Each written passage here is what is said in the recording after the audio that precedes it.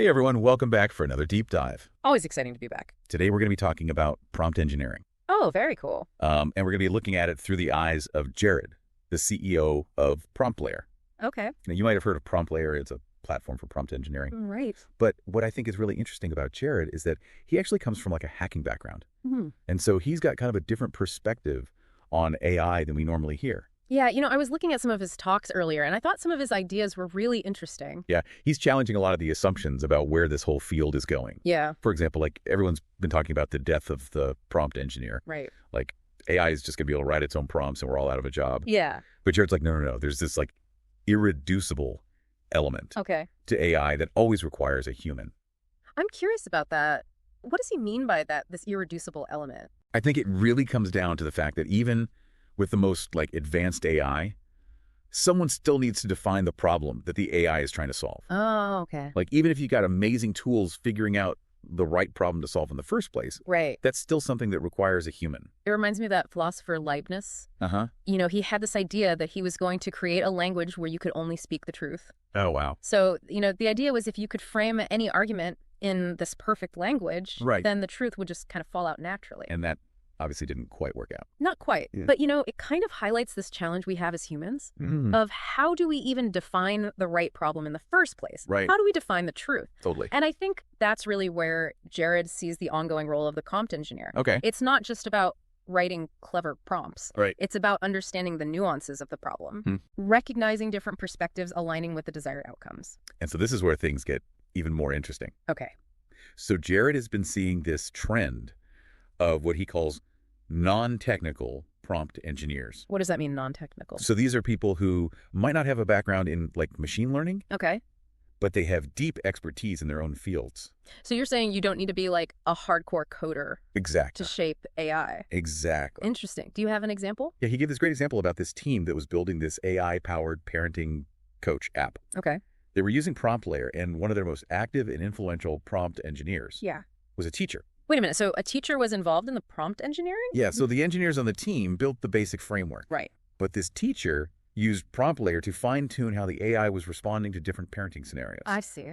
She had all this experience working with children. Yeah. And so she was able to make the AI's responses more nuanced, more genuinely helpful. So she was taking her professional knowledge, her experience, and translating it into these prompts. Exactly. So she's shaping how this AI interacts with users. Exactly. That's really cool. I wonder what this means for other professions, Yeah. Like, could we have doctors guiding AI diagnostic tools? Right. Could we have lawyers shaping legal AI assistants? It's a really compelling idea. It is. And it speaks to the potential of prompt engineering to really democratize access to AI. Yeah. Like, it's not just for the tech elite anymore. Right. It's about empowering people from all different backgrounds Exactly. to harness this technology. Totally. But of course, the question is, how do you actually go about crafting these effective prompts? Right. Is it all about, poring over research papers? Right. Is there some secret formula? Yeah. Well, this is where Jared kind of throws another curveball. He's actually pretty critical of the idea that prompt engineering is this rigid science Okay. that's based solely on academic research. Interesting. He advocates for what he calls a black box approach. All right. I'm intrigued. What is a black box approach to prompting? So essentially, he's saying that for practical prompt engineering, Okay. you don't always need to understand the really intricate inner workings Right. of these large language models. So you're saying you don't need a PhD in machine learning to write a good prompt? That's exactly what he said. Sorry, Mika. He thinks it's more beneficial to focus on the input-output relationship, Okay. figure out what you want the AI to produce, Right. and craft a prompt that consistently delivers that result. I see. He argues that even with like sophisticated data and AI feedback loops, you can actually get stuck in what's called a local minimum. Okay. What does that mean, a local minimum? So it means that the AI might seem to be performing well according to its internal metrics, but those metrics might not actually align with the true needs of the users. So data alone isn't enough. Exactly. You need that human perspective to really set the right goals, Totally. to evaluate the output to make sure it's actually serving its purpose. Yeah, I think this is a great place to maybe pause for now. Yeah. We've covered a lot of ground just in this first part It's been really fascinating. of our deep dive into Jared's perspective on prompt engineering. Absolutely. Yeah. Yeah. And there's a lot more to unpack, I think. Yeah, definitely. It seems like it. We'll pick it up next time. Sounds good. Picking up where we left off, Yeah. this idea of a black box approach to prompt engineering Right. is fascinating. Yeah. It seems to kind of go against what a lot of people think is best practice in this field. It definitely goes against the grain. Yeah. He's essentially saying that trying to like reverse engineer these massive language models, trying to understand every little quirk and nuance might not actually be the most efficient path to getting results. I can see how that might rub some researchers the wrong way. Yeah. But from a practical standpoint, it makes sense. You know, if your goal is to build a working application, focusing on what works, even if you don't fully understand why, can be a powerful strategy. Yeah. And this ties into another one of his insights, which is that he's noticed that as projects get more complex, relying on a single prompt often becomes kind of a bottleneck. And so he advocates for what he calls the prompt router approach. The prompt router. Okay, so I'm picturing like some kind of AI traffic cop here. Directing prompts to their proper destination. Exactly. What does this involve, this prompt router? So think of it this way. Imagine you're building like a chatbot for customer service. At first, you might try to handle all possible inquiries. With one like super sophisticated prompt. Trying to cram everything into one prompt. Exactly. Sounds like a recipe for disaster. Yeah, and you quickly realize that a single prompt just can't handle all the nuances of like complex questions, requests for specific information, or the need to like complete transactions. So that's where the prompt router comes in. Instead of one monolithic prompt, you create a system of interconnected prompts. I see. Each one specialized for a specific task. So instead of one giant prompt trying to be a jack of all trades, you've got a team of specialist prompts working together. It's like an assembly line for AI. That makes a lot of sense, especially from like an organization standpoint and a debugging standpoint. Totally. Yeah, it's much more robust. It's much more scalable. And it probably reduces the risk of the AI going off the rails. Exactly. He calls this preventing jailbreaking. Jailbreaking. Where the AI kind of breaks free from its intended constraints and starts producing unexpected outputs. So the prompt router approach kind of minimizes that risk. Okay, so does this mean that we should abandon single prompts altogether? Not necessarily. He acknowledges that in the early stages of a project, a single well-crafted prompt can be a great way to kind of prototype and test an idea.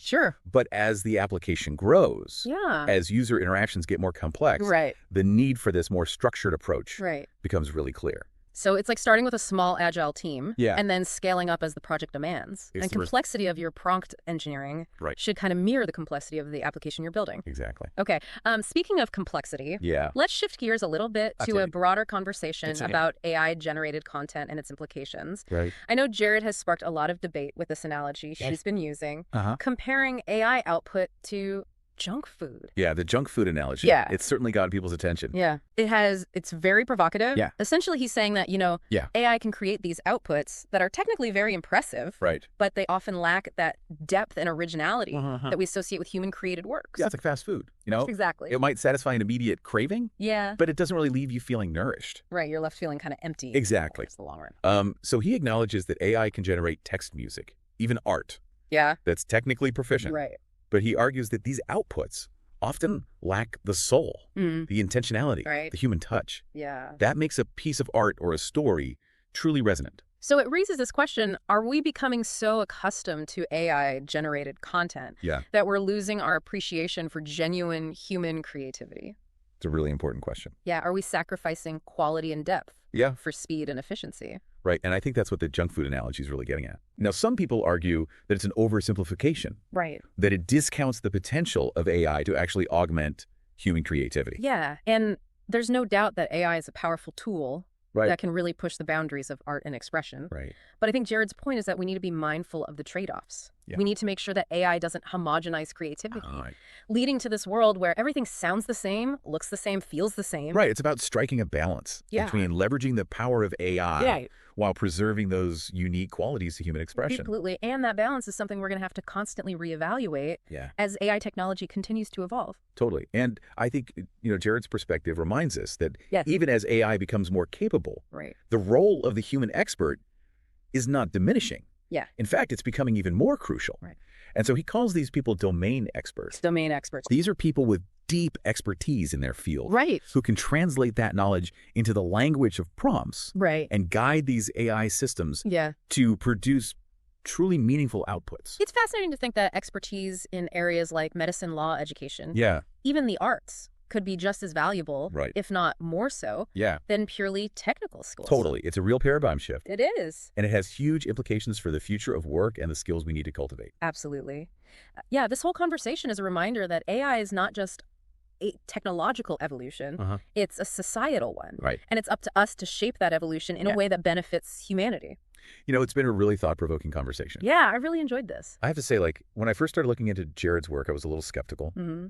The black box approach, the prompt router. Yeah. All these ideas seemed kind of like they went against a lot of the conventional wisdom in prompt engineering. Yeah, I had similar reservations. Yeah. But the more we've talked about it, the more I'm seeing the logic in his approach. Right.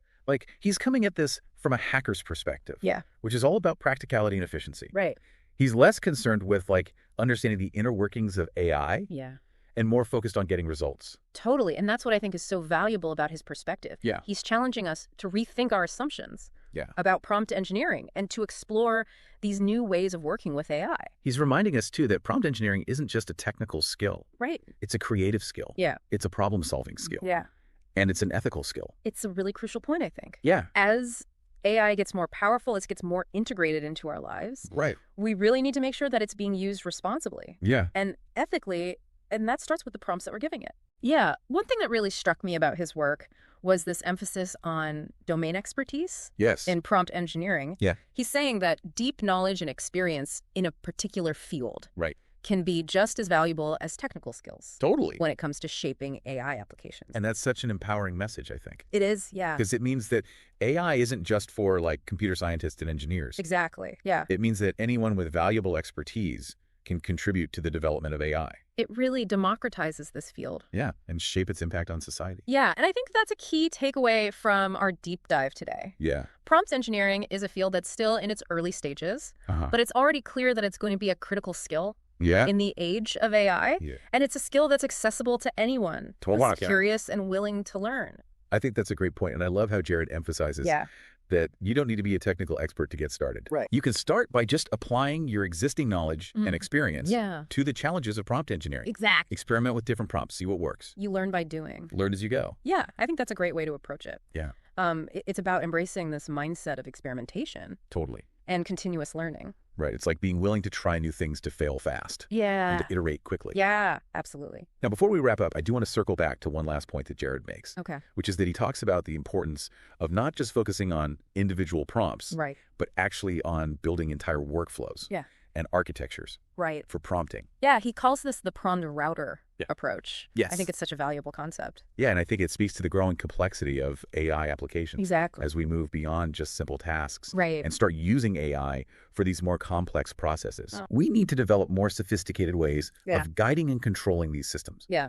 And the prompt router approach gives us a framework for doing just that. It does, yeah. It's about breaking down those complex tasks into smaller, more manageable subtasks, each with its own specialized prompt. I see. And then it's about creating a system that routes requests to the most appropriate prompt. So it's like building a well-organized library. Exactly. Instead of having all the books just kind of strewn about on random shelves. Yeah. You have a system of categorization and indexing that allows you to quickly locate the specific book that you need. And just like a well-organized library makes it easier to find information, a well-designed prompt router makes it easier to control and manage these complex AI systems. Yeah, that's a great analogy. Yeah. And it highlights the importance of thinking about prompt engineering, not just as a way of writing individual prompts, but as a way of designing these entire systems for interacting with AI. Well, I think we've covered a lot of ground in this deep dive. We have. We've explored Jared's unique perspective on prompt engineering. Yeah, his black box approach, his prompt router concept. We've talked about the importance of domain expertise. And the ethical considerations of working with AI. Yeah. And we've even touched on the challenges and the opportunities that lie ahead as AI continues to evolve. It's been a great conversation. I really appreciate it. Yeah, me too. And I think it's given us all a lot to think about. It has. And I hope it's inspired some of our listeners to explore this world of prompt engineering further. I hope so too, yeah. Because it's a field with immense potential. And it's one that's open to anyone. Exactly. With the curiosity and the drive to learn. So to our listeners, I encourage you to check out some of the resources that we've mentioned. Yeah. Experiment with different prompting techniques. Yeah. Share your insights with the community. Yeah. The future of AI is being shaped right now, and we all have a role to play. That's a great note to end on. Yeah. Thanks for joining us for this deep dive, everyone. Thanks for having me. Until next time, keep exploring, keep learning, and keep shaping the future of AI.